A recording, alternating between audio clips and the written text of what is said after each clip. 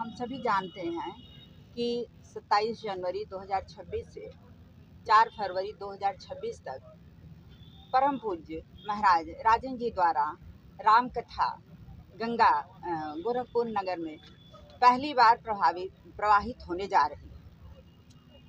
और ये जो कथा है यह हमारे जनमानस में यह भरेगी कि हमारी सांस्कृतिक चेतना, नैतिक चेतना, हम राम कथा से कैसे उसको ग्रहण करेंगे। और ये राम कथा जो है बहुत दिव्य एवं भव्य रूप धारण करेगी। और हम सभी से ये निवेदन करेंगे कि आप सभी आएं और इस राम गंगा में गोते लगाएं और इस कथा का लाभ उठाएं।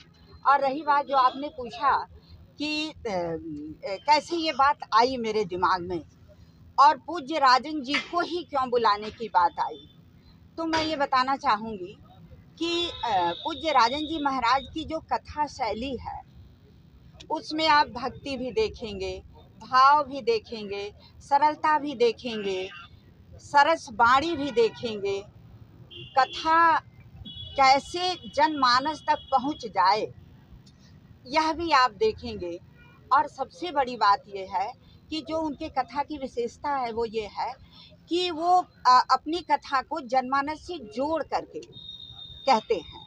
ऐसा लगता है कि ये कथा हमारी ही है, हमारी ही भाषा में वो बोल रहे हैं।